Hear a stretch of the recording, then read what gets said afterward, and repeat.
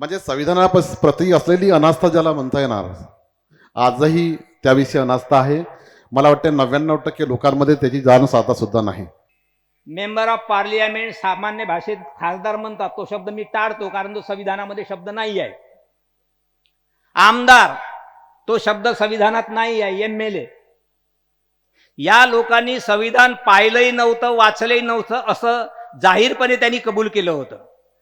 बाबासाहेबांना गायकवाडांनी सहकार्य केलं असं नाही आहे, तर शहाजीराव आपल्या शाहू महाराजांनी केलं होतं. पण शाहू महाराजांच्यापेक्षा शहाजीरावांचं एक योगदान आहे हा बाबासाहेबांना जास्त होतं. भारत की विविधता में क्या बेसिकली ज़रूरत है या इसकी विविधता को एक जैसे बनाए रखने के लिए क्या आवश्यकता है.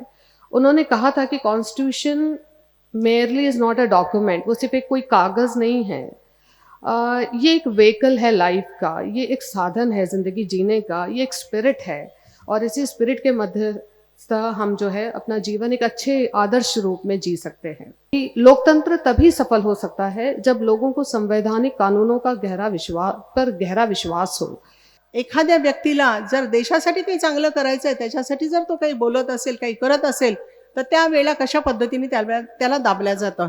आणि ही मला असं वाटतं की ही आमच्यासाठीची फार मोठी शोकांतिका आहे. संविधान जर नसतं तर मला असं वाटतं इथे बसलेले कितीतरी लोक कदाचित शिकू पण नसते शकले. बाबासाहेबाचं हेच दृष्टिकोन होतं. आपल्याजवळ खूप पैसा असला, धन दौलत असली म्हणून श्रीमंत नसते. बाबासाहेबांनी म्हटलं, शिका, संघटित व्हा आणि संघर्ष करा, तेव्हाच तुम्हाला खरं जीवनाचा अर्थ समजेल. संविधान बना तो बना कैसे और किसके लिए बना?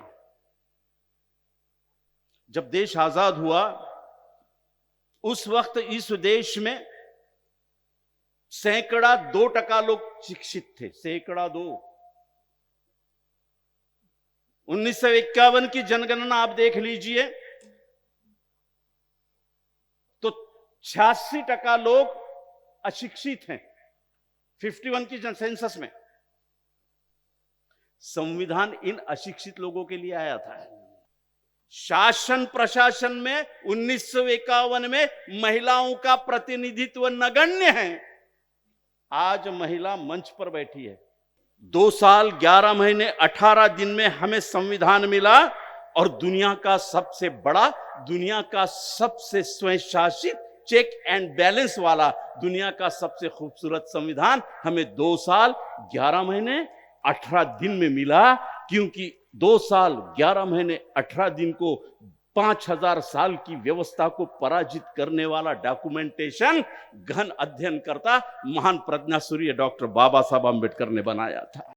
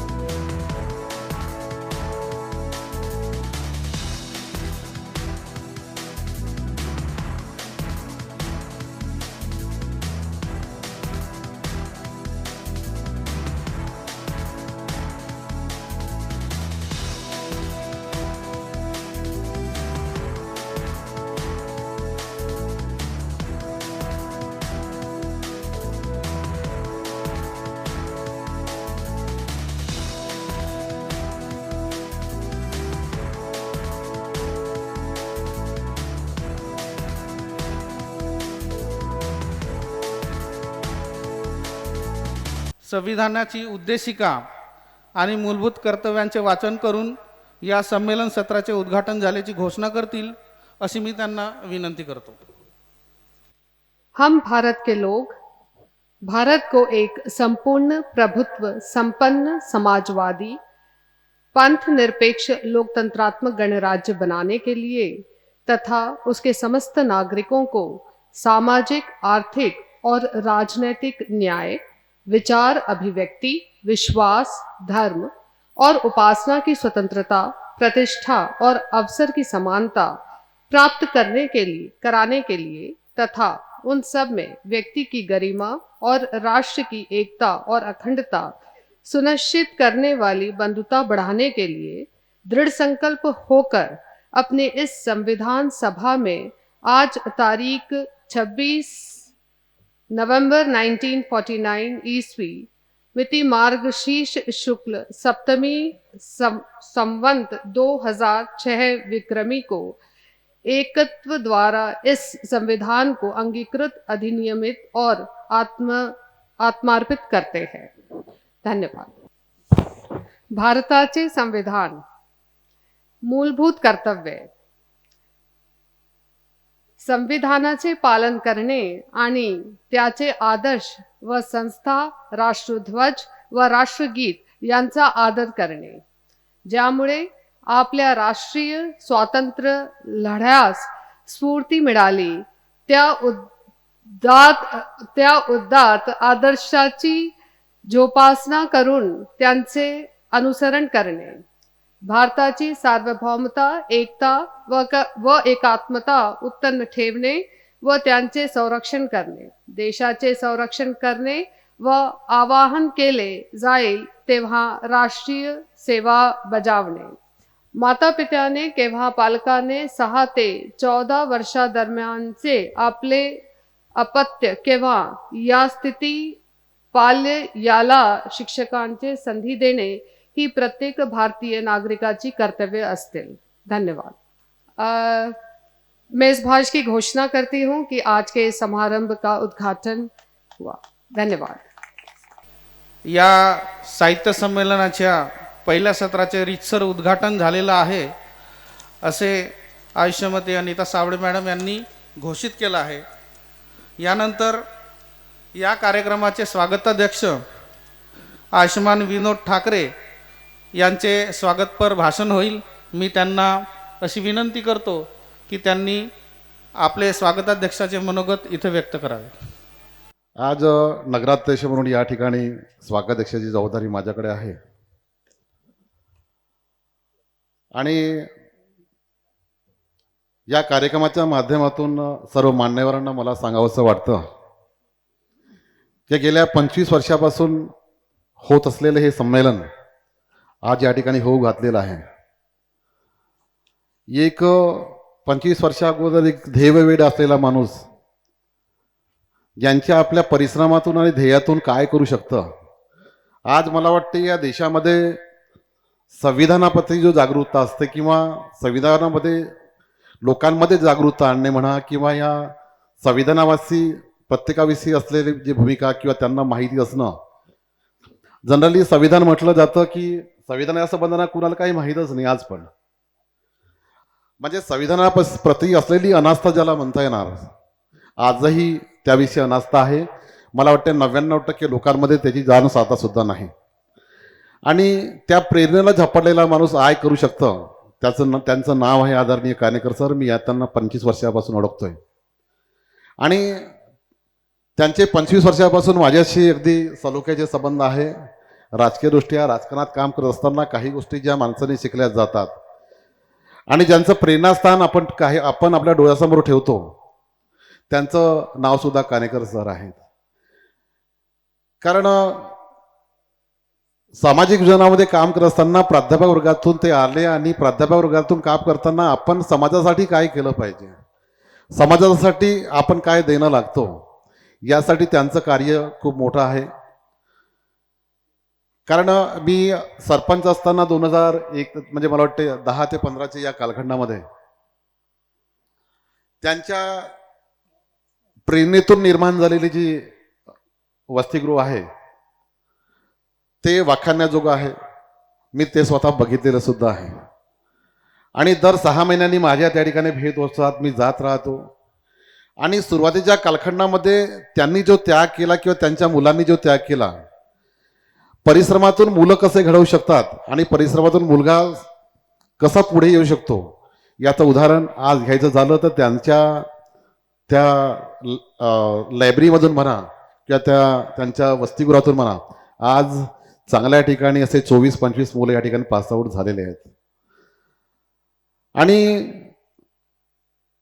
एकदम प्रतिकूल परिस्थितीमध्ये एवढं सारं करणं आणि मुलांना शोषित मुलांना, म्हणजे आपल्या इकडे तसंही शिक्षणाविषयी अनास्था आहे आणि अनास्थेमधून लोकांना जागवून सांगून त्या ठिकाणी नेणं ही खूप मोठी बाब आहे. आणि त्यासाठी लोकांसोबत स्पर्धा करून म्हणा की लोकांमध्ये जागरूकता आणून त्यांना कसं सांगितलं पाहिजे याच्यातून ते गेले. मला मनस्व त्यांच्याबद्दल आदर आहेच. मला वाटते की हा जन्म घ्यायला सुद्धा काहीतरी लागतं. आपल्याला सुद्धा या बाजूला एवढ्या मुलांचं आपण आयुष्य घडवलं, 24-25 जे मुलं आहे, आतासुद्धा त्या ठिकाणी उत्तम अशी अभ्यासिकाच नाही तर लायब्ररीसुद्धा आहे, त्यांनी जागासुद्धा घेतली त्या ठिकाणी आहे. आणि त्यांचा जो 25 वर्षाचा जो परिश्रम आहे त्या परिश्रमाची फलश्रुती आज आपल्याला पाहायला मिळते. गेल्या 25 वर्षापासून एक दिवस कार्यक्रम जो 26 तारखेला व्हायचा तो आज 2 दिवसीय घेतला. आणि आता आपल्याला जो विषय या ठिकाणी देण्यात आला, तसंच संविधानाच्या दृष्टिकोनातून विषय जनरली पूर्णपणे असतातच, पण आजचा विषय सुद्धा खूप चांगला आहे की लोकशाहीमध्ये जनप्रतिनिधी, बुद्धिजीवी आणि मतदाराची भूमिका. असे विषय खूप कमी ठेवतात, कारण समजायला खूप अवघड असलेला विषय लोकांप्रती किंवा जनप्रतिनिधी नेमके कसे असायला पाहिजे किंवा मतदार कसे असायला पाहिजे, मतदारांची भूमिका म्हणजे निवडणूकमध्ये जे मतदार आहेत त्यांनी आपली भूमिका कशी प्रकारे वठवायची. आणि या लोकशाहीमध्ये मतदारांनी आपले मतदान बजावताना बुद्धिजीवी लोकांनी नेमकं आपण काय केलं पाहिजे, बुद्धिजीवी लोकांनी त्यामध्ये काय जागरूकता असली पाहिजे आणि त्या जागरूकतेतून एक नवीन नेतृत्व पुढे येऊन नवीन नेतृत्व कसं आलं पाहिजे या संबंधानं या ठिकाणी जो विषय जो ठेवला हा वाखाणण्याजोगा आहे. आपण वक्ते आहेत, वक्ते खूप सुंदर मार्गदर्शक आहेत. आपण या कार्यक्रमाला उपस्थित राहिला सगळ्यांचं मी मनापासून स्वागत करतो. आम्ही हा जो 2 दिवसीय कार्यक्रम आयोजित केला त्याच्या पाठीमागची भूमिका अशी आहे की 26 जानेवारी 2002 या वर्षापासून दरवर्षी इथे कार्यक्रम संविधान प्रबोधनासाठी आयोजित केला जातो. यावर्षी 25 वर्ष पूर्ण होत असल्यामुळे आमच्या विद्यार्थ्यांचा आणि काही स्थानिक आम्हाला जवळचे असणारे किंवा काही नातेवाईक यांनी सुचवलं की तुम्ही हा कार्यक्रम थोडा 2 दिवसाचा घेऊ शकता का, घ्याल तर चांगलं होईल. आणि म्हणून आम्ही हा कार्यक्रम 2 दिवसाचा ठेवला. मग तो 2 दिवसाचा कार्यक्रम ठेवताना तो 26-27 असायला पाहिजे होता, परंतु तशी प्लॅनिंग पण झाली 26 आणि 27ची, परंतु तसं न करता 25 आणि 26 घेण्याचं कारण असं की 25 जानेवारी 1950ला जे भारताचा निवडणूक आयोग आहे त्याची स्थापना या तारखेला झाली. आणि म्हणून भारत सरकारने 2011 पासून 25 जानेवारी हा राष्ट्रीय मतदार दिवस म्हणून साजरा करण्याचं ठरवलं. आणि म्हणून आजचा विषय तसाच आहे, याला अनुसरून 25 आणि 26 ही तारीख घेण्यात आली. बंधूंनो, या कालावधीमध्ये संविधानाला समजून घेण्यासाठी विविध विषय ठेवले होते आणि त्या माध्यमातून वक्त्यांनी मार्गदर्शन केलेलं आहे, करत असतात. यावर्षी पहिल्या कार्यक्रमाला जे पाहुणे आलेले आहेत ते सुद्धा आपल्याला दिलेल्या विषयावर मार्गदर्शन करणार आहेत. परंतु मगाशी आमच्या घरी पाहुण्या आल्यात आणि थोडीफार चर्चा झाली आणि कार्यक्रमाच्या आयोजनाबद्दल त्यांनी विचारपूस केली. मी थोडी जुजबी माहिती त्यांना दिली. इथल्या प्रेक्षक वर्गांना माहिती आहे की मी 26 जानेवारी 2002 पासून जो कार्यक्रम सुरू केला त्याची पार्श्वभूमी आता मी तुम्हाला सांगतो. ऐकणाऱ्या श्रोत्यांना ही रिपीट होईल, पण तुमच्यासाठी ते नवीन आहे. 26 म्हणजे संविधानावर कार्यक्रम घेण्याची प्रेरणा या देशाचे प्रधानमंत्री राहिलेले दिवंगत अटल बिहारी वाजपेयी हे आहेत. मित्रांनो, आपण सगळे जाणता की आपल्या देशाचे 2 उत्सव आहेत, 15 ऑगस्ट आणि 26 जानेवारी. आता भारत सरकारने सुद्धा तिसरा दिवस साजरा करण्याचं ठरवलं, तो म्हणजे 26 नोव्हेंबर संविधान दिवस म्हणून. म्हणजे आता 3 उत्सव असं समजूया आपण. तर 15 ऑगस्ट 47 ते 15 ऑगस्ट 97ला 50 वर्ष झाली आणि देशभर स्वातंत्र्याचा सुवर्ण जयंती महोत्सव साजरा करण्यात आला. 26 जानेवारी 50 ते 26 जानेवारी 2000 याचाही वर्षभर उत्सव साजरा व्हायला पाहिजे होता, पण तसा न होता एकच दिवस कार्यक्रम झाला. आणि सरकारने कॉन्स्टिट्यूशन रिव्ह्यू कमिशन नेमलं. त्यामुळे जनतेमध्ये फार अँड अगेन्स्ट चर्चा सुरू झाल्या आणि ही अतिशय चांगली गोष्ट झाली. कारण एखाद्या गोष्टीची चर्चाच होत नसेल तर ही सगळ्यात वाईट गोष्ट आहे. पण एखाद्या गोष्टीची जर चर्चा होत असेल मग ती चांगल्यासाठी हो या वाईटासाठी हो, पण चर्चा झाली पाहिजे. आणि ही चर्चा सुरू झाली आणि आम्हालाही वाटलं की आपणही संविधान काय आहे याच्याबद्दल जनतेला माहिती देण्यासाठी म्हणून कार्यक्रम घ्यावं. आणि म्हणून मी तो 1999 पासून कार्यक्रम सुरू केला. परंतु ॲडव्होकेट संदेश भालेकर ते आज आपल्यामध्ये नाही. त्यांनी मला सुचवलं की तुम्ही जर संविधानाचा कार्यक्रम घेत आहात मग तुम्ही 26 जानेवारीला का घेत नाही. त्यांनी सूचना केली आणि मी काही अडचणी सांगितल्या. त्यांनी मला त्या अडचणीचा उपाय सांगितला आणि म्हणून 26 जानेवारी 2002 पासून दरवर्षी हा कार्यक्रम आयोजित केला जात आहे. 25 वर्ष व्हावेत हा अजिबात उद्देश नव्हता. वर्ष आलं की कार्यक्रम आयोजन करणे, अशा प्रकारे आता हा 25वा कार्यक्रम इथपर्यंत आलेला आहे. या कार्यक्रमामध्ये अनेक लोकांचा जे समाजकार्य करतात, कोणी PhD करतात, कोणी नेट सेटची परीक्षा पास करतात, चांगल्या हुद्द्याची नोकरी मिळवतात, त्या लोकांचा जरूर सत्कार होतो, आम्ही करतोच. यावर्षी मात्र या गोष्टीमध्ये भर घातलेली आहे. 25 वर्ष होत असल्यामुळे सामान्य लोकांचाही इथे सत्कार होणार आहे. म्हणजे मला त्या काळामध्ये मी जेव्हा सुरुवात केली त्यावेळी दऱ्या अंथरणारा मीच आणि खुर्च्याही लावणारा मीच. लोक बाहेरून तमाशा पाहिल्यासारखं बघायचे पण कोणी मदत करायला यायचे नाही. अशा अवस्थेमध्ये काम करत असताना, पैशाची तंगी असताना पाम्पलेट छापून देणे, परंतु वेळेवर पैशासाठी न हटकणे, म्हणजे उधारीमध्ये आणि जेव्हा पैसे देईल तेव्हा घेणे, हे काम लाखांदूरच्या हिवराज तरोने यांनी आपल्या प्रिंटिंग प्रेसमध्ये पाम्पलेट छापून देण्याचं काम केलं. त्यामुळे त्यांचा पण सत्कार होणार आहे. दुसरे, जेव्हापासून जर मी कार्यक्रम सुरू केलं तेव्हापासून जे लाऊडस्पीकर ॲडव्हान्समध्ये 1ही रुपया न मागता ते आजपर्यंत, हे आज पेंडाल टाकून दिलं, ते आम्हाला सातत्यानं पैशासाठी न अडवता काम मात्र करतात, त्यांचाही सत्कार आम्ही या ठिकाणी ठेवलेला आहे. दुसरे, इथे जो हॉल आहे, जनरली हॉल बुक करताना ॲडव्हान्स रुपये द्यावे लागतात, परंतु या आशीर्वाद मंगल कार्यालयाचे संचालक मालक सचिन भाऊ खरकाटे हे सुद्धा आम्हाला 1ही पैसा ॲडव्हान्स न मागता, आणि कोणी जर गेला 26 तारखेला हॉल द्या, तो कोणाला देत नाही. तो म्हणतो आमच्या घरचा कार्यक्रम आहे म्हणून.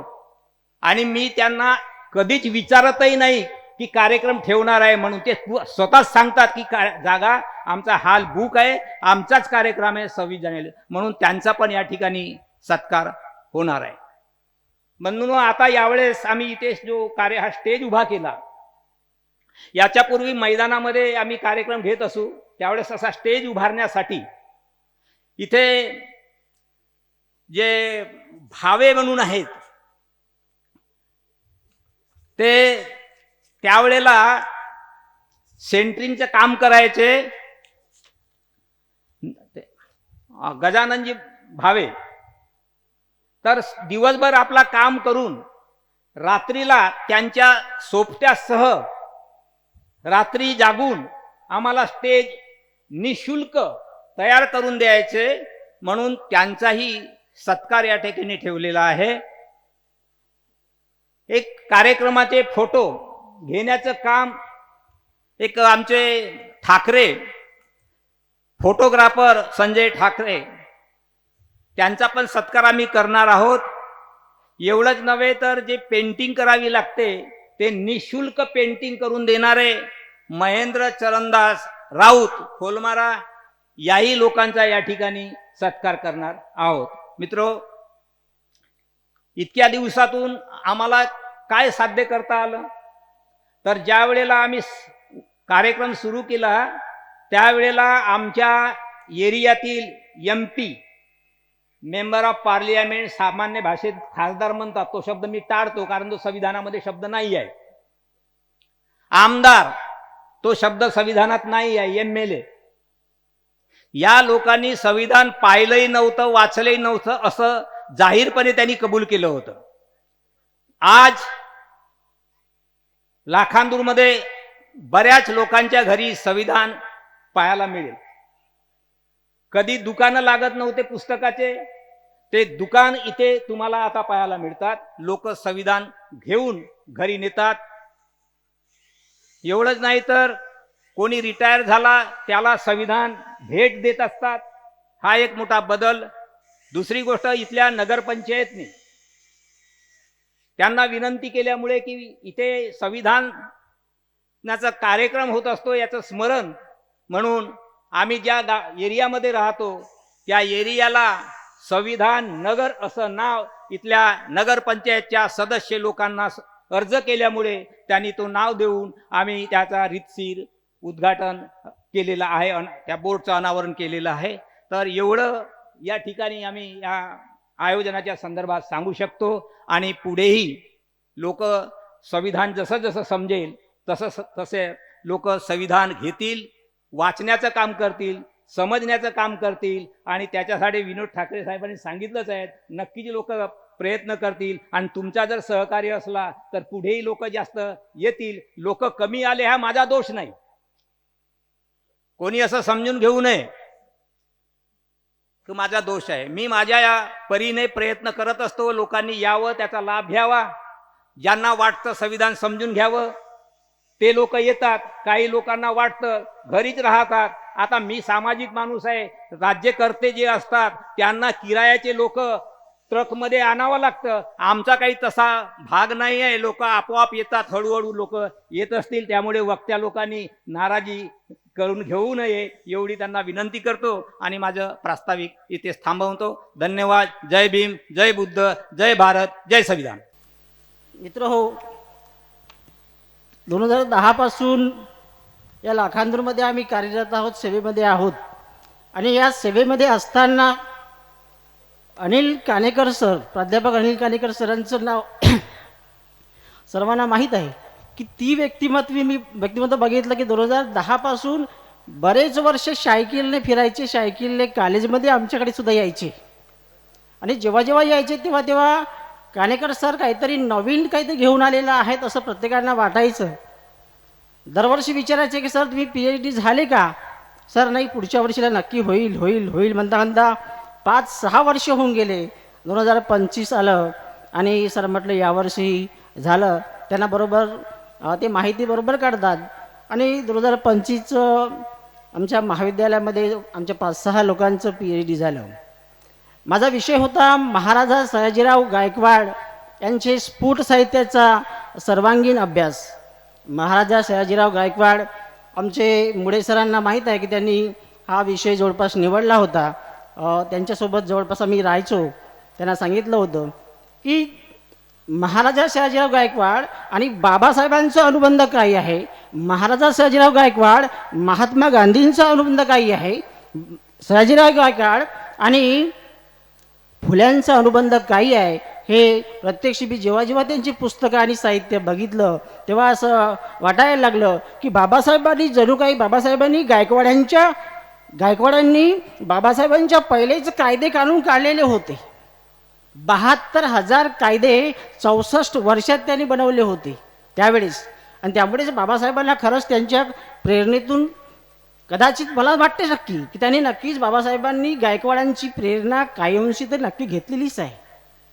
घेतलेली आहे नाही आहेच. कारण जेव्हा जेव्हा म्हणजे बाबासाहेबांना गरज भासली तेव्हा तेव्हा गायकवाडांनी बाबासाहेबांना सहकार्य केलेलं आहे. महात्मा फुल्यांना प्रत्यक्ष बोलावून शेतकऱ्याचा असूळ नावाचा हस्तलिखित ग्रंथ फुल्यांनी सयाजीराव गायकवाडांच्या पुढे वाचून दाखविलं होतं. बाबासाहेबांना प्रथमतः 10वी नंतर जेव्हा 5 बाबासाहेब झाले तेव्हा त्यांचा सत्काराच्या नंतर त्यांना यन्ने नावाच्या व्यक्तिमत्वाने गायकवाडांच्या वाड्यामध्ये पहिल्यांदा जेव्हा गेले होते तेव्हा बाबासाहेब बाहेरच थांबले होते. बाबासाहेबांना बोलवून घेऊन या असं जेव्हा म्हटलं गेलं तेव्हा बाबासाहेब म्हणतात मी महार आहे, मी येऊ शकत नाही आहे. गायकवाडांनी त्यांना बोलावून घेतलं आणि बसायला लावलं. आणि जेव्हा बसतात तेव्हा बाबासाहेबांच्या पुढे प्रश्न करतात की तू पुढे काय करणार आहेस.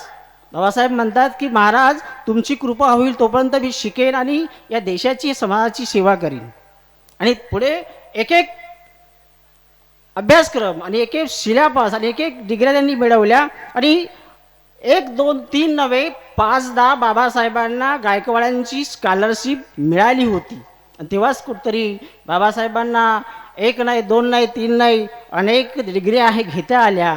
स्वतःही अभ्यासू होते नाही असं नाही, पण गायकवाड कुणाची कृपा, कुणाची आशीर्वाद, कुणाला म्हणून आपण अर्थसहाय्य हवं होतं.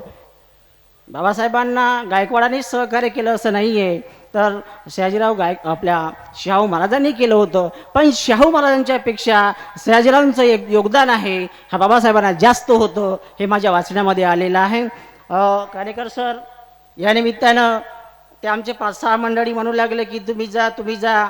मी त्यांच्यापेक्षा ज्येष्ठ आहे, मोठा आहे त्यांच्यापेक्षा. त्यांनी मलाच कुठतरी बोलायला लावलं. काणेकर सरांचं निश्चितच कौतुक करावं असं काम आहे, सर्वांना माहीत आहे, ज्ञात आहे. कारण काणेकर सरांचं 15 वर्ष झालं मी त्यांना जवळून बघतो आहे. आणि ते आमच्याकडे मोठ्या अपेक्षेने बघतात. नाही त्याने बघणं अपेक्षितही आहे म्हणा. मोठ्या अपेक्षेने बघतात की मोठ्या पगाराची माणसं आहेत, मोठ्या विचारवंताची आहे. पण काणेकर सरांच्या विचारांची तुलना अजूनही आम्हाला नाही करतायत, आमच्याबरोबरी नाही करतायत. आमची अजूनही लहानच बुद्धिमत्ता आहे असं म्हणावं लागेल. कारण जेव्हा जेव्हा त्यांनी मोठे काम केलेले आहेत तेव्हा ते डॉक्युमेंटरी परफेक्टपणा आणि सबूत सहित ते काम करतात. त्यांचं वाखाणाचं काम आहे.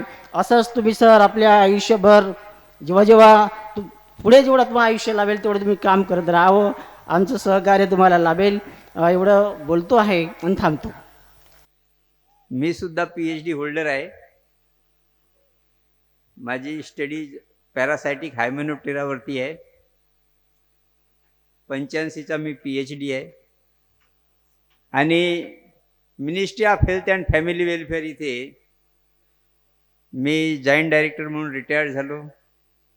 आणि माझ्या इन्स्टिट्यूटचा एक वाटा म्हणजे सांगायचं तुम्हाला माहीत असेल, माताचा रोग तो या देशातून इरॅडिकेट केला त्या इन्स्टिट्यूटमध्ये होतो.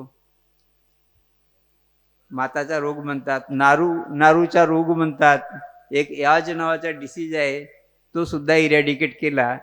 आणि हे जे कम्युनिकेबल डिसीजेस असतात त्या ठिकाणी कीटशास्त्री, एक मेडिकल एंटॉमॉलॉजीची गरज असते.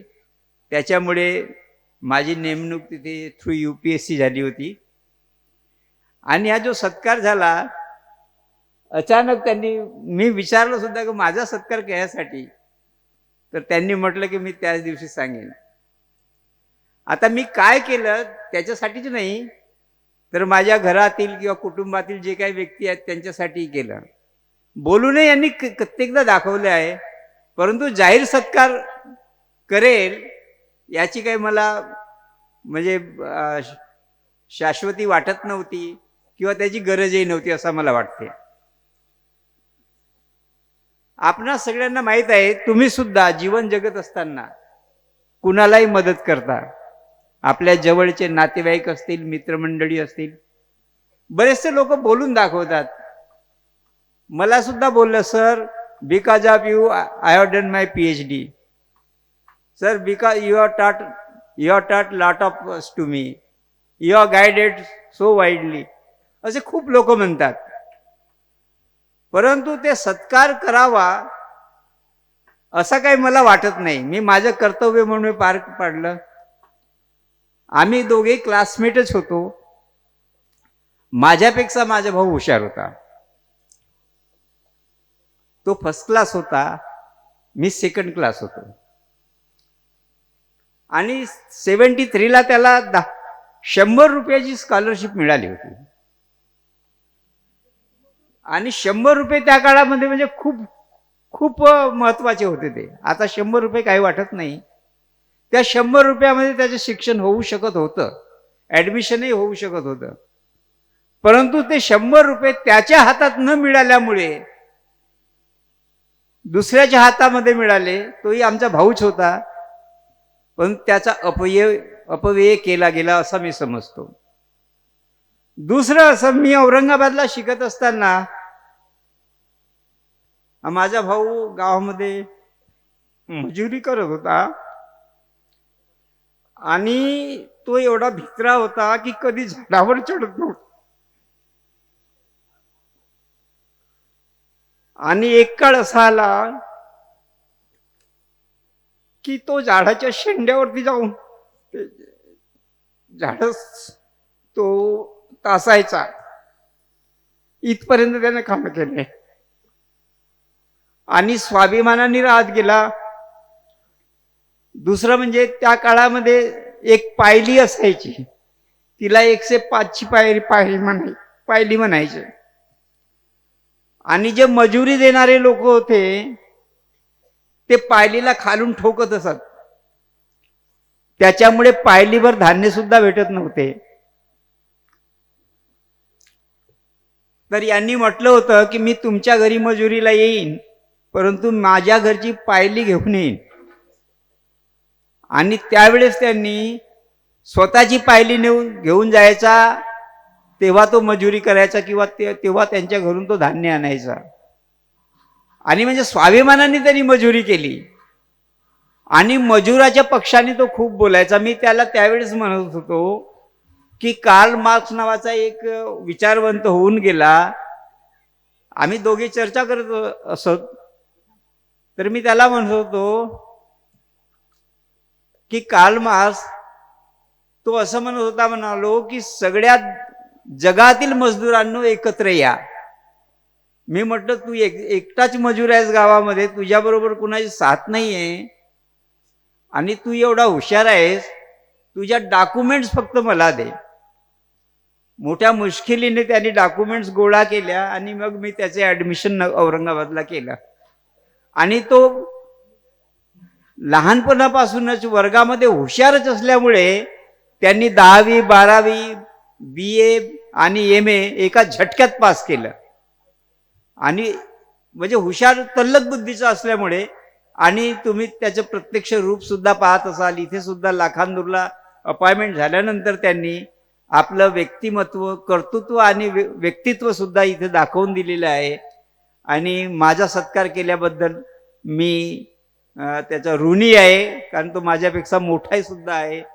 आणि मी लहान असल्यामुळे माझ्याकडून काही चुका जरी झाल्या असतील तर त्यांनी मला माफ करावं. जय भीम, जय संविधान. मंच पर उपस्थित सभी माननीय अतिथिगण, सम्माननीय विशिष्टजन और यहाँ उपस्थित मेरे सब भाइयों और बहनों, आज हम यहाँ केवल सिर्फ एक श्रोता बनकर जमा नहीं हुए हैं. इनफैक्ट यह विश्व में सबसे बड़े लोकतंत्र के सक्रिय नागरिक बनकर एकत्रित होने की ज़रूरत है यहाँ पे. और शायद इसी मंशा से हम सब यहाँ आज आए भी हुए हैं. इस महत्वपूर्ण अवसर पर मैं अपने विचार रखने से पहले एक बात कहना चाहती हूँ कि लोकतंत्र तभी सफल हो सकता है जब लोगों को संवैधानिक कानूनों का गहरा विश्वास हो. डॉक्टर बाबा साहेब आम्बेडकर मानते थे कि लोकतंत्र में सामाजिक, आर्थिक और राजनीतिक समस्याओं का समाधान संविधान और कानून के दायरे में रहकर शांतिपूर्वक तरीकों से होना चाहिए। अराजकता, हिंसा, क्रांति, ये सब का कहीं कोई ऐसा कह सकते हैं कि इस सब की कोई आवश्यकता नहीं है, क्योंकि सच्चा परिवर्तन संवाद, कानून और तर्क से ही आता है। उनके अनुसार केवल अच्छा संविधान बना देना ही अपने आप में पर्याप्त नहीं है। यदि उसे लागू करने वाले लोग ईमानदार नहीं हैं, कर्तव्यनिष्ठ नहीं रहेंगे, तो वह संविधान जो है वो विफल हो जाएगा, जो उसका पर्पस है वो सॉल्व नहीं होगा। उनका ऐसा कहना था कि हर नागरिकों को संविधान की जानकारी होनी चाहिए, उनका सम्मान करना चाहिए और उसकी गरिमा की रक्षा करनी चाहिए। पर मुझे इस बात पे अफसोस होता है, बिल्कुल अनिल जी ने बिल्कुल सही बात कही कि आज हम बहुत शायद बड़े बड़े पदों पे हैं, हम पदों पे अगर नहीं भी है, बिकॉज जो मूल्य संविधान में दिए गए हैं वो मूल्य हमारी अपने परिवारजनों ने एक मानवता के रूप में, एक परिवार के व्यक्ति के रूप में, हमारे अपने मूलभूत मूल्यों के रूप में, पारिवारिक मूल्यों के रूप में हमें बचपन से दिया है और वही चीज़ संविधान में लिखी गई है। बट हम इसका पालन क्यों नहीं करते हैं? हम जब अपने घर में सुधार करेंगे, जब हम अपनी कम्युनिटी में सुधार करेंगे, तभी हम अपने देश में कुछ कंट्रीब्यूशन दे सकते हैं। और यही चीज़ संविधान में बताई गई है, गाइडलाइन दिया गया है कि आप अपना जीवन कैसे यापन करें। सही संविधान मूल्य जैसे कि सर ने भी बताया, और इनफैक्ट अगर मैं भी आपको कानूनी भाषा में बताने की कोशिश करूं तो शायद मुश्किल होगा, लेकिन अगर इसे हम आसान शब्दों में समझने की कोशिश करें तो जैसे न्याय, जिसे हम जस्टिस कहते हैं, जिसमें सामाजिक, आर्थिक और राजनीतिक न्याय की बात करते हैं। अगर स्वतंत्रता की बात करें, जिसे हम लिबर्टी कहते हैं, उसमें हम अपने विचार, अपनी अभिव्यक्ति, विश्वास, आस्था और उपासना की स्वतंत्रता की बात करें। बंधुत्व की बात कर रहे हैं, फ्रेटर्निटी जिसे हम कहते हैं इंग्लिश में, उसमें व्यक्ति की गरिमा तथा राष्ट्र की एकता और अखंडता सुनिश्चित करने की बात करें। जब हम डेमोक्रेसी की बात कर रहे हैं, यानी कि लोकतंत्र की, तो जनता द्वारा जनता के लिए और जनता की सरकार के बारे में बात करें। धर्मनिरपेक्षता यानी सेक्युलरिज्म, जो सभी धर्मों के प्रति समान धर्म रखने की बात करता है। संप्रभुता, जिसे कि हम सॉवरेनिटी कहते हैं, भारत का स्वतंत्र और सर्वोच्च राष्ट्र होना बताता है। समाजवाद, जिसे कि हम सोशलिज्म कहते हैं, वह सामाजिक और आर्थिक समानता की स्थापना की बात करता है। गणराज्य, जिसे कि हम रिपब्लिक कहेंगे, वह राज्य प्रमुख का निर्वाचन होना इस बात को दर्शाता है। और ये सब हम करते हैं, बट क्या हम उस निष्ठा से करते हैं जिसकी ज़रूरत है? क्या हमारे ये सब मूल्यों को पालन करने में हम उतनी कर्मनिष्ठा दिखाते हैं जिसकी आवश्यकता है? नहीं। यहीं से बदलाव लाने की ज़रूरत है, और इसीलिए इस तरीके के मंच जो कि इन संविधान के मूल्यों को समझने और उसे वास्तविकता देने का रूप प्रदान करते हैं, एक प्रमुख भूमिका निभाई। ये सभी मूल्य एक मजबूत राष्ट्र की विशेषताओं को दर्शाते हैं। इसी संदर्भ में एक अत्यंत महत्वपूर्ण विषय सामने आता है, और वो है कि सूचित जनमत की आवश्यकता, informed democracy. What is informed democracy? एक जागरूक और शिक्षित समाज ही लोकतंत्र की आधारशिला है। चाहे संविधान कितना ही अच्छा क्यों ना हो, यदि लोगों को अपने अधिकारों की जानकारी नहीं होगी तो वह अपने अधिकार प्रभावी रूप से लागू नहीं कर पाएंगे। अधिकार तभी सार्थक होते हैं जब नागरिक उन्हें समझते हैं और प्रयोग करते हैं। इतनी सारी सरकारी नीतियां हैं, इतने सारे रूल्स एंड रेगुलेशंस हैं, इतने सारे कानून हैं। हम उन कानूनों को जो अपने दायरे में रहते हुए, जो अपनी समझ के हिसाब से बिना किसी वॉयलेशन के उसको हम पालन कर सके, छोटे छोटे मूल्यों को हम पालन कर सके, उसे एक हम बड़ा आदर्श तय कर सकते हैं। आप सभी को मुझे इस अवसर पर आप सभी के बीच उपस्थित होकर खुलकर अपने विचारों को रखने का मौका दिया, इसके लिए हृदय से धन्यवाद करती हूँ। और अपनी वाणी को विराम देते हुए श्री अनिल कानेकर जी को इस भव्य समारोह और मंच पर किए जाने वाले सभी कर्तव्यनिष्ठ सामाजिक कार्यक्रमों के लिए विशेष धन्यवाद देती हूँ। जय हिंद। माझं नाव डॉक्टर प्रज्ञा वसंत उके, म्हणजे प्रज्ञा वसंत उके यापासून डॉक्टर हे जो कालखंड आहे हा खूप खडतर होता, पण सांगायला गेलं तर मी लाखांदूर इथे शिकलेली आहे. माझं प्रथम शिक्षण हे जिल्हा परिषद प्राथमिक शाळा लाखांदूर इथून झालं आहे. त्याच्यानंतर माझं 5वी ते 10वीचं शिक्षण हे डॉक्टर बाबासाहेब आंबेडकर तथा कनिष्ठ महाविद्यालय इथून झालं आहे. त्यानंतर मी 11वी आणि 12वीचं शिक्षण सिद्धार्थ ज्युनियर कॉलेज इथे शिकले. त्यानंतर माझं लगेच BSc ॲग्रिकल्चरला ॲडमिशन झालं. BSc ॲग्रिकल्चर मी आनंद निकेतन कृषी महाविद्यालय आनंदवन वरोरा जिल्हा चंद्रपूर इथून झालं आहे. त्यानंतर एंट्रन्स एक्झाम असते BSc ॲग्रीनंतर, ती BSc ॲग्रीची एंट्रन्स एक्झाम दिली. त्या एंट्रन्स एक्झाम दिल्यानंतर माझं selection college of agriculture Pune इथे झालं आणि माझं post graduation college of agriculture Pune इथून झालेलं. त्यानंतर मी राष्ट्रीय द्राक्ष संशोधन केंद्र इथे यंग प्रोफेशनल म्हणून काम करत असताना मी सहज एंट्रन्स एक्झाम दिली आणि PhDची एंट्रन्स एक्झाम असते MCR म्हणून आम्हाला ॲग्रिकल्चरला. तर ती एक्झाम देताना माझा पूर्ण म्हणजे महाराष्ट्रातून प्रथम क्रमांक आला ॲग्रिकल्चर मायक्रोबायोलॉजीमध्ये. सो माझ्या घरची परिस्थिती नव्हती तेव्हा की मी PhD करावं, पण मी ज्या सायंटिस्टसोबत संशोधकासोबत काम करत होती त्यांचं असं म्हणणं होतं की तुझं कमी वय आहे, कमी वयामध्ये तुझी PhD होऊन जाईल, तर तू का PhD करत नाही आहेस. मग त्यांच्या नेतृत्वाने म्हणावं की त्यांच्या आधारस्तंभ म्हणावं त्यांनी मी PhDला महात्मा फुले कृषी महाविद्यालय कृषी विद्यापीठ राहुरी इथे प्लॅन्ट पॅथॉलॉजी आणि ॲग्रिकल्चर मायक्रोबायोलॉजी या डिपार्टमेंटमध्ये PhDला ॲडमिशन घेतली. सो त्या PhDचं माझं रिसर्चचं टायटल आहे investigations into development of liquid bioconsortia for degrading agrowaste. म्हणजेच कृषीचा विषय तर होताच, पण कृषी अणुजीवशास्त्र म्हणजे आपल्याला बायोफर्टिलायझरचं महत्त्व कळावं यासाठी मी तो रिसर्च घेतला होता. डॉक्टर TK नरुटे सर कृषी सेवानिवृत्त कृषी विस्तार अधिकारी हे माझे संशोधक गाईड होते. त्यानंतर ते करत असतानाच माझं BSc ॲग्री झालं होतं, MSc ॲग्री झालं होतं, तेव्हापासून माझा MPSCचा अभ्यास चालू होता. मी 2दा कृषी अधिकारीच्या इंटरव्ह्यूला जाऊन आलेली आहे. त्यानंतर माझं म्हणजे कृषी सेवामध्ये म्हणजे 1-2 मार्कांनी राहिलेलं होतं, कारण माझं PhDचं संशोधन चालू असताना मी तिकडे थोडा फोकस करू शकली नव्हती, पण ते होईल यावर्षी अशी अपेक्षा बाळगते. त्यानंतर एक आभार मानायचं म्हणून प्राध्यापक अनिल कानेकर सर हे जेव्हा नेहमीप्रमाणे घरी आले आमच्या आणि इन्व्हिटेशन दिलं माझ्या आईला आणि बोललेत की म्हणजे प्रज्ञा काय करते. त्यांना माहिती नव्हतं मी PhD करते एवढं माहिती होतं, पण यावर्षी माझी PhD झाली 2025मध्ये हे त्यांना माहिती नव्हतं. मग मम्मी अशी सहज बोलली की नाही ताईची PhD झाली आता, ती आता सध्या असिस्टंट प्रोफेसर म्हणून जॉब करते. तर सरांच्या डोळ्यात इतकं अश्रू अनावर झालं की म्हणजे ज्या विद्यार्थिनीला मी माझ्या हातातून शिकवलं ती विद्यार्थी आता PhD करते, यापेक्षा मला जे त्यांनी सत्कार केला यापेक्षा माझं भाग्यच म्हणावं लागेल. विषय आपला आजचा आहे की लोकशाहीमध्ये जनप्रतिनिधी बुद्धिजीवी व मतदारांची भूमिका.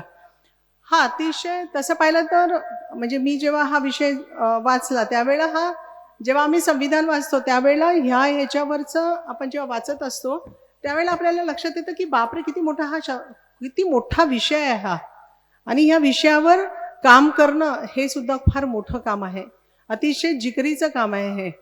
कारण लोकशाही म्हटलं की म्हणजे मी खरंच तुम्हाला एक फक्त काही वेळानंतर मी त्या रिॲलिटीज काय आहे त्याच्यावर सुद्धा मी बोलणार आहे. मला असं वाटतं की आम्हाला संविधानाने सांगितलेलं आहे की आम्हाला आर्टिकल 326 मध्ये आम्हाला मतदानाचा अधिकार मिळाला. त्याच्यासाठी मला असं वाटतं की आपला भारत देश हा पहिला आहे की ज्यांनी आम्हाला मतदानाचा अधिकार मिळवून दिला. बाकी देशांमध्ये त्यांना स्ट्रगल करावं लागलं आणि त्याच्यानंतर ते लोक सगळेजण म्हणजे हळूहळू करून प्रत्येक ठिकाणी समजा त्यांना मतदान करण्याचा अधिकार मिळाला. पण आमचा जो भारत देश आहे की डॉक्टर बाबासाहेब आंबेडकरांच्या संविधानामुळे डेफिनेटली की आम्ही आज मतदान सगळे करू शकत आहे. मग निश्चितच त्याच्यात मग आमची भूमिका काय असायला पाहिजे, लोकप्रतिनिधीची काय भूमिका असायला पाहिजे, जे इंटेलेक्च्युअल लोक आहेत त्यांची भूमिका काय असली पाहिजे, या सगळ्या विषयांचं मला असं वाटतं फार आपण जेव्हा काय म्हणतात थेरॉटिकली जेव्हा विचार करतो ना तर तेव्हा खूप जबरदस्त, थेरॉटिकली तर खूपच छान आहे, खूप छान आहे की यांनी असं करावं, त्यांनी तसं करावं, त्यांनी तसं करावं. म्हणजे जे काही लिहिलेलं आहे ते तसं जर खरंच झालं तर मला असं वाटतं की हा भारत देशासारखा समृद्ध देश कुठलाच होणार नाही. पण असं होत नाही, रियालिटीमध्ये असं होत नाही, हे पण आपण बघतो आहे. समजा आपण आज विचार करतो आहे की जनप्रतिनिधी कसा असावा, तो लोकांचं काम करणारा असावा, त्यांनी लोकांमध्ये एक गव्हर्नमेंट म्हणजे सरकार आणि सर्वसामान्य जनतेमधला तो सेतू असला पाहिजे. त्यांनी चांगल्या कामांच्या योजना करायला पाहिजे. त्यांनी लोकांसाठी काय काय चांगलं आहे ह्याच्यावर त्यांनी जास्त फोकस करायला पाहिजे. प्लस एवढंच नाही आहे तर त्यांनी समजा जर काही कायदे बनणार असतील त्याच्यामध्ये सुद्धा त्याचा त्यांनी रोल अदा करायला पाहिजे. या व्यतिरिक्त समजा जर आम्ही आज विचार करतो आहे की जनप्रतिनिधीमध्ये परत एक आहे की ज्यांनी त्याला निवडून दिलेलं आहे त्या लोकांचा त्यांनी विचार करायला पाहिजे की ह्या लोकांना काय हवं आहे, कशासाठी मी निवडून आलो, ही जर संकल्पना त्याच्या डोक्यामध्ये जर असेल आणि तो खऱ्या अर्थाने म्हणता येईल की त्याला खरंच ही जनतेची सेवा करायसाठी तो आलेला आहे की त्याचा उद्देश काय आहे, हा उद्देश त्याचा कसा आहे ह्याच्यावर फार मला असं वाटतं फार इम्पॉर्टंट आहे. आणि असा जर जनप्रतिनिधी जर समजा आज आमच्या देशासाठी जो जेव्हा पार्लमेंटमध्ये जातो किंवा तो विधानसभेमध्ये जातो किंवा तो कॉर्पोरेशनच्या एखाद्या कॉर्पोरेशनमध्ये जातो किंवा आपण जिल्हा परिषदमध्ये जातो, त्यावेळेला तो डेफिनेटली लोकांच्या कल्याणाचे कामं करायचा त्याच्या डोक्यात विचार असतो, निश्चित असतो. तसंच आपण जेव्हा विचार करतो की बुद्धिजीवीचा काय रोल आहे, ह्या सगळ्या लोकशाहीमध्ये बुद्धिजीवी लोकांचा काय रोल आहे, असं म्हटलं जातं की भारतामध्ये बुद्धिजीवी लोकांना व्हॉइसच राहिलेला नाही आहे, त्याला आवाजच राहिलेला नाही बुद्धिजीवी लोकांना. आणि फार कमी लोक आहेत की जे बुद्धिजीवी आहेत. अदरवाईज पॉलिटिकल ह्याच्यातनं जे कोणी बुद्धिजीवी लोक आहेत ते आपापल्या पक्षाचा जो काही अजेंडा असतो किंवा त्याप्रमाणे ते बोलत असतात असं म्हटलं जातं. पण अमर्त्य सेन सारखे हे जे लोक आहे हे नॉन पॉलिटिकल लोक आहेत, ते निश्चितच जनकल्याण कसं होईल ह्या टॉपिकवर ते बोलत असतात. आणि असे लोक फार कमी आहेत. का बरं कमी आहेत हे असे लोक? कारण मग ह्यांचं डेफिनेटली आपल्याला सगळ्यांना माहिती आहे की एखादी व्यक्ती जेव्हा स्पष्टपणे बोलायला लागते, इंटेलेक्च्युअल लोक म्हणजे त्याच्यात लेखक आले, त्याच्यात डॉक्टर्स आले, जो कोणी चांगला विचार करू शकतो, ज्याला माहिती आहे की ह्या देशासाठी किंवा ह्या नागरिकांसाठी ह्या समाजासाठी काय आवश्यक आहे आणि काय चांगलं आहे, हे चांगलं काय आहे हे जेव्हा तो बोलायला लागतो, तो त्यावेळेला बरेचदा असं होतं की सरकारच्या ज्या काही नीती असतात त्याच्या विरुद्ध पण तो बोलत असतो. पण तो बोलत असल्यामुळे काय होतं की त्याचा आवाज दाबण्याचा प्रयत्न जो आहे तो केला जातो. आपण खूप जण आता सध्याच्या परिस्थितीमध्ये आपण सगळेजण बघून राहिलेलो आहे की कसे लोकांचे आवाज दाबल्या जाऊन राहिलेले आहे. आपल्याला सगळ्यांना हे पण माहिती आहे की एल्गारची जी एक सभा झाली होती त्यावेळेला किती लोक अजूनपर्यंत जेलमध्येच आहेत. काही लोक जे सुटले आहेत ते कशा पद्धतीने सुटले, आणि त्यातल्या एक जण आहेत त्यांच्याशी मी स्वतः प्रत्यक्ष जेव्हा जाऊन बोलली तर त्यांनी मला सांगितलं की व्हेरी डिफिकल्ट, म्हणजे एखाद्या व्यक्तीला जर देशासाठी काही चांगलं करायचं आहे त्याच्यासाठी जर तो काही बोलत असेल, काही करत असेल तर त्यावेळेला कशा पद्धतीने त्याला दाबल्या जातं. आणि ही मला असं वाटतं की ही आमच्यासाठीची फार मोठी शोकांतिका आहे. कारण आम्हाला जर डॉक्टर बाबासाहेब आंबेडकरांनी जर आम्हाला सांगितलं की तुम्ही निर्भीडपणे बोला, एकत्रित व्हा, तुम्ही निर्भीडपणे बोलायला पाहिजे, निर्भीडपणाच इथला आज संपत चाललेला आहे. आणि मला असं वाटतं की त्याच्यासाठी हे जे इथे आज जे आम्ही एवढे सगळे PhD धारक आम्ही आज इथे ज्यांचे सगळ्यांचे सत्कार झालेले आहे, यांनी मात्र म्हणजे मला असं म्हणजे खूप अगदी मनपूर्वक एक त्यांना विनंती करायची इच्छा होईल की फक्त आणि फक्त की म्हणजे माझा पगार किती वाढतोय, माझी इन्क्रीमेंट, सॉरी मी तुम्ही नसाल करत हे असं सगळं, पण तरी सुद्धा मी जे काही पाहिलेलं आहे, माझा प्रॅक्टिकली जो काही अनुभव आहे तो मी बोलते आहे. आणि मला असं वाटतं की आपला हा विषय खूप चांगला आहे आणि कुठेतरी ही जागृती, समाजामध्ये जागृती करणं खूप इम्पॉर्टंट आहे. तर आपला फक्त पगार किती वाढतोय, माझं इन्क्रीमेंट आता ह्या वर्षी होणार आहे की नाही किंवा काय, हे विषय सोडून तुम्ही रिअल सेन्समध्ये हा समाज कसा मला जागृत करता येईल याच्यावर सुद्धा तुम्ही तेवढाच फोकस करायला पाहिजे. तुम्ही तेवढाच वेळ तुम्ही त्याच्यासाठी सुद्धा द्यायला पाहिजे. जसं आता हिनी आपलं प्रज्ञानी आज मला खूप आवडलं, तिने जे काही आत्ता बोलली आणि मी म्हटलं रिअली की ती काहीतरी छान एका बहुजन मंचासोबत ती जोडल्या गेलेली आहे आणि ती निश्चितच आपल्या जॉबसोबतच एक म्हणजे प्रबोधनाचं जे काम आहे ते सुद्धा ती निश्चितपणे करणार आहेत. तर मला असं वाटतं की इंटेलेक्च्युअल लोकांचा एक जो ग्रुप आहे ते सतत काही जे अगदी ते काम करतात आहेत असं नाही, पण ते ती संख्या फारच कमी झालेली आहे, फार कमी झालेली आहे. कारण आत्ताच एक काल परवाचीच एक गोष्ट आहे की एक 82-83 वर्षांचे गृहस्थ आहेत, वकीलच आहेत ते स्वतः, आणि ते एका पार्टीशी म्हणजे कम्युनिस्ट पार्टीशी जे रिलेटेड आहेत. तर ते बोलताना मला असं बोललेत की म्हणे आता भीती वाटते म्हणे की आपण काय बोलावं काय बोलू नये. भीती वाटते ह्या गोष्टीची की उगीच मी असं काही माझ्या तोंडातनं काही निघून गेलं तर माझ्यावर काही होणार तर नाही. म्हणजे ही जी भीती आहे, ही भीती आता हळूहळू लोकांच्या डोक्यामध्ये जायला सुरुवात झालेली आहे. मला असं वाटतं की आम्ही सगळे एवढे संविधानाने आम्हाला हा सगळा अधिकार दिलेला आहे, आम्हाला शिकवलेला आहे. आम्हाला संविधान जर नसतं तर मला असं वाटतं इथे बसलेले कितीतरी लोक कदाचित शिकू पण नसते शकले.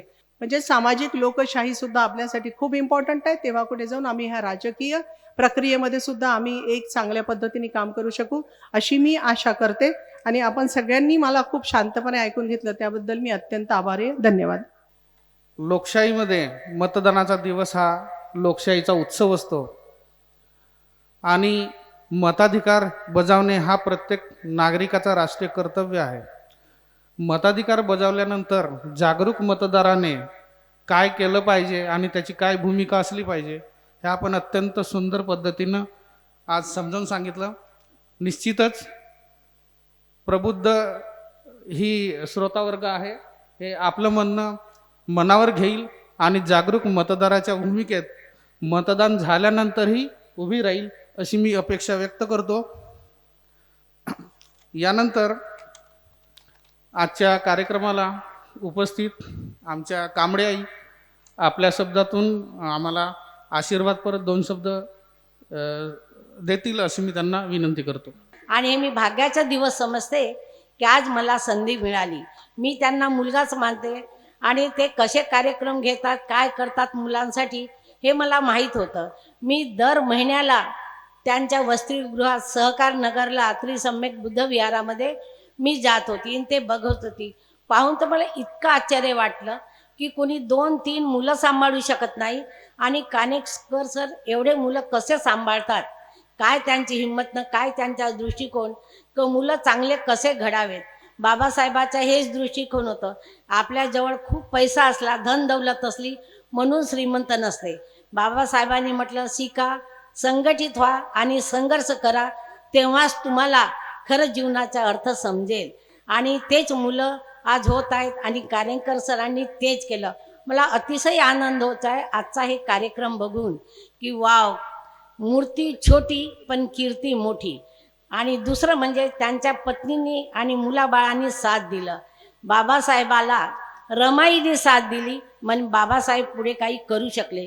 तसंच कानेटकरांच्या पत्नींनी साथ दिली म्हणून कानेटकर सर ते करू शकले. मला हेच म्हणायचं आहे, कुठल्याही घरची गोष्ट सांगते, पती असल्यावर जर पत्नीने साथ दिली तरच माणूस पुढे जाऊ शकतो. मी अगदी माझं शिक्षणही कमी झालं. आमच्या इथले प्रायमरी टीचर होते, पण आम्हाला दोघांना वाटायचं नेहमी आमचं शिक्षण जरी कमी असलं, सगळं काही असलं तरी पण आम्ही प्रायमरी टीचर आहे की आई अडाणी आहे, कमी शिकलेली आहे म्हणून माझे मुलं ओळखता आले नाही पाहिजे. कुठले तरी मोठ्या साहेबाचे मुलं आहेत किंवा साहेबाचे आई वडील आहेत असं ओळख व्हायला पाहिजे. म्हणून त्यासाठी मला जिद्द लागली. बाबासाहेबाचा जो मूल मंत्र होता, शिका, संघटित व्हा आणि संघर्ष करा. शिका म्हणजे शिक्षण घ्या, निवड शिकल्यानेच काही होत नाही, त्याचा अनुभव घ्या, काय करायला पाहिजे, कसं संघर्ष करायला पाहिजे. आमची परिस्थिती हालाकीची होती पण आम्ही कधीही म्हणजे तो सोडलेला नाही. काही होईल तरी चालेल पण आमचं कार्य चालूच राहील. माझ्या मुलांनी साथ दिली, आम्ही साथ दिलं आणि आज आम्ही दोघंही साहेबांचे आई बाबा आहेत म्हणून ओळखल्या जाते. याबद्दल मला खूप अभिमान आहे. मी आज इथे येऊन बघते सगळ्या महापुरुषांच्या ज्या लावलेल्या आहेत स्टेजच्या जवळ, मला खूप आश्चर्य वाटते. एवढ्या मी कार्यक्रमात कितीदा गेली पण कुठल्याही जे विचारवंत होऊन गेले त्यांचे एवढ्या फोटो कधीच मी पाहिले आणि मी पहिल्यांदा पाहिलं. त्याचा मला खूप अभिमान आहे. कारण का ज्याचा आपण आदर करतो, ज्याच्यापासून काही शिकायला मिळते त्याचा आदर सत्कार करायलाच पाहिजे, त्यांचे गुण घ्यायलाच पाहिजे की त्यांनी काय केलं आपल्याकरता ना आपल्याला काय करायचं आहे. हे जर तुम्ही प्रत्येक घरी जर सांगितलं, प्रत्येक घरी सावित्रीबाई जन्माला येऊ शकते. आज सावित्रीबाई फुले राहिल्या नसत्या तर खरंच आपण शिक्षित झालो असतो का? आपल्याला शिक्षणाचा अधिकार होता का? नाही. पण काय म्हणतात, जे आपण ऐकतच आलो, मी शाळेला शिकली तर शिक्षणाची माता कोण? तर म्हणे सरस्वती. ती कोणाची कोण, किती शिकली, काय शिकली माहीत नाही आम्हाला, पण खरं शिक्षणाची देवता कोण आहे तर सावित्रीबाई फुले. जर ज्योतिराव फुल्यांनी जर सावित्रीबाईला शिकवलं नसतं तर त्या शिक्षिका झाल्या नसत्या आणि आपणही शिकलो नसतो. आपल्याला अधिकार नव्हता. आज संविधानाने आपल्याला किती अधिकार दिले. पुरुषाच्या बरोबरीने एका ऑफिसमध्ये जातात. हिंदू कोडबिल जर लिहिलं नसतं तर आपल्याला अधिकार मिळाला नसता. आज वडिलांच्या इस्टेटीमध्ये आपल्याला मुलींना अधिकार आहे, शिक्षणाचा अधिकार आहे. एखाद्या ऑफिसमध्ये गेलो, पुरुषाच्या खांद्याला खांदा लावून आपण करू शकतो. कुठं नेव्हीमध्ये काय, कुठं विमानात काय, जिथे पाल तिथे स्त्री तुम्हाला मिळेल. हे कशामुळे तर संविधानामुळे.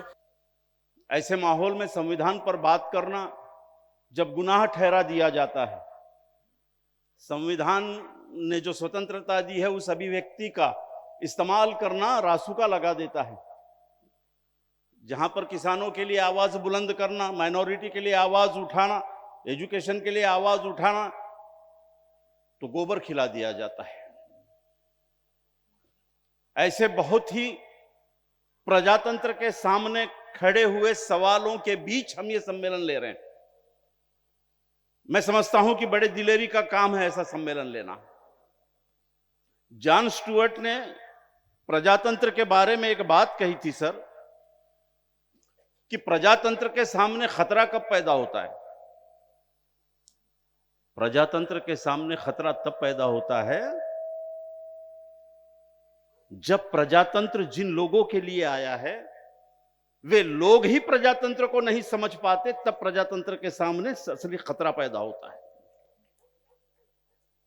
मैं उस विषय पे नहीं जाऊंगा क्योंकि दोनों मान्यवरों ने बहुत बेहतर ढंग से रख दिया है. मैं उसका रिपीटेशन नहीं करना चाहूंगा. हालांकि मेरे वक्तव्य में वे सारे मुद्दे थे, लेकिन मैं आदर के साथ कहूंगा कि बहुत अच्छा उन लोगों ने रखा है. मैं उस तरफ नहीं जाऊंगा. मैं आपको कानूनी पचड़ में भी डालना नहीं चाहूंगा. संविधान बना तो बना कैसे और किसके लिए बना? जब देश आजाद हुआ उस वक्त इस देश में 2% लोग शिक्षित थे. 2%. 1951 की जनगणना आप देख लीजिए तो 86% लोग अशिक्षित हैं 51 की सेंसस में. संविधान इन अशिक्षित लोगों के लिए आया था. 1951 की जनगणना देख लीजिए, 78% लोग निर्धन हैं. संविधान पीएचडी होल्डरों के लिए नहीं आया था. संविधान कलेक्टर डिप्टी कलेक्टर के लिए नहीं आया था. संविधान कारखानदारों के लिए नहीं आया था. संविधान जमींदारों के लिए नहीं आया था. संविधान इन 78% निर्धन लोगों के लिए आया था. 1951 का सेंसस बताता है कि इस देश में 1951 में 81% लोग भूमिहीन थे और जिनके पास में मकान नहीं वो पॉपुलेशन 69% था जिनके पास में अपने मकान नहीं थे. मकान की एक डेफिनेशन होती है, झोपड़ा होना यानी मकान नहीं होता. संविधान ने जिन मकान की कंसेप्ट रखी है उसमें सुविधाएं होना निहायत जरूरी है, तो ही वो मकान कहलाता है. संविधान इन लोगों के लिए आया था. शासन प्रशासन में 1951 में महिलाओं का प्रतिनिधित्व नगण्य है. आज महिला मंच पर बैठी है, आज महिला ऊंचे ऊंचे पदों पर है, लेकिन कितना परसेंटेज है और कौन से वर्ग से है? आज भी तो ग्रामीण क्षेत्र की महिलाएं वही धान चुनने जाती है, रोना करने जाती है, वही मोहा चुनने जाती है, वही कबाड़ चुनती है, वही हमाली पर जाती है, वही बाजार मंडी में दिखती है, वही मंडी में दिखती है, वही उपलियां चुनते हुए दिखती है, ईंटों के भट्टी पर वही दिखती है, नाली खोदते हुए वही दिखती है।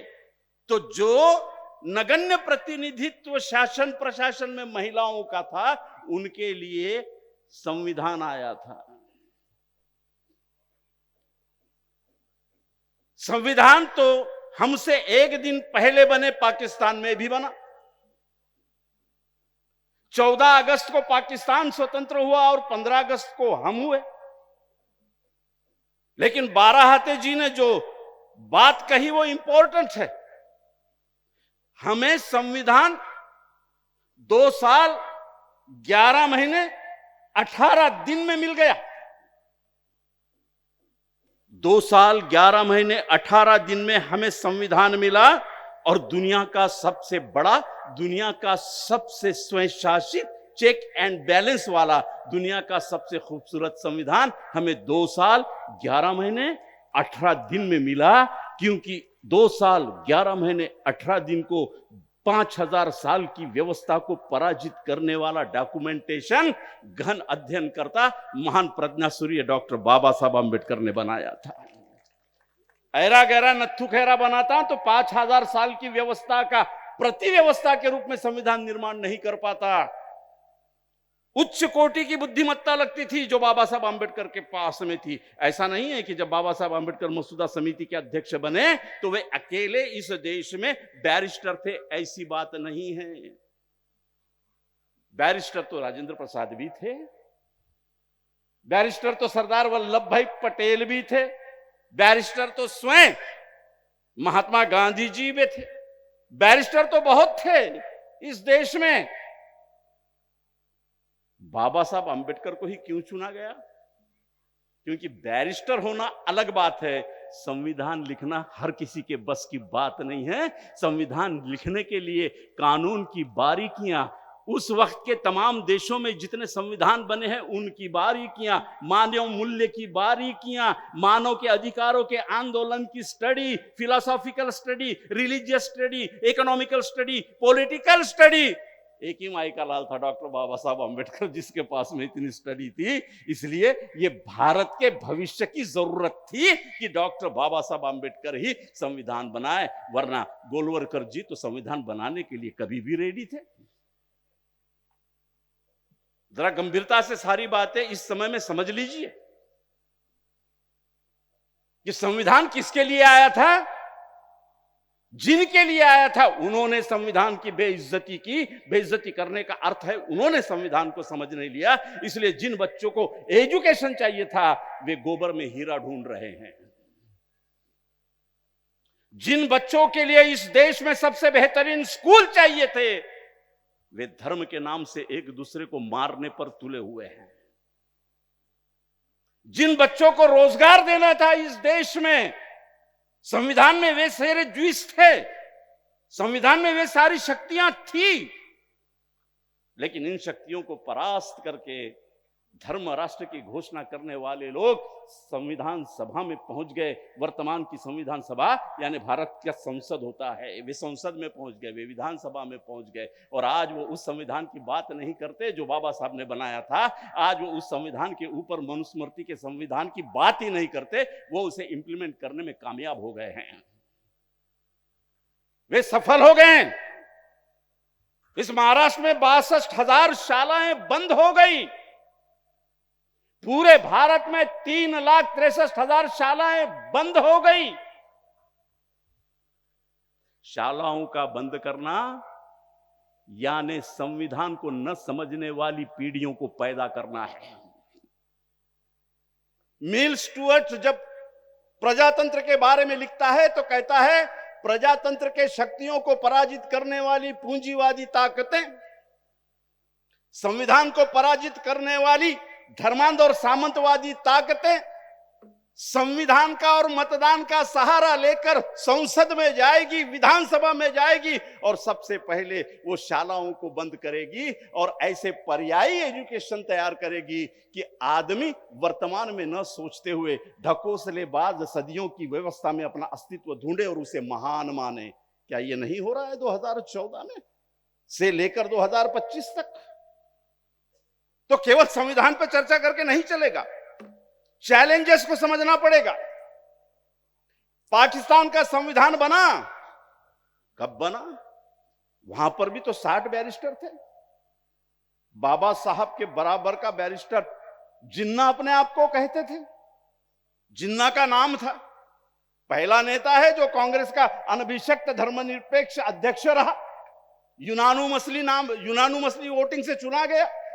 और जिन्ना पहला नेता है जिसका इस भारत के आधुनिक इतिहास में लोगों ने अपने चंदे से जिन्ना भवन बनाया, इतना बड़ा नेता था।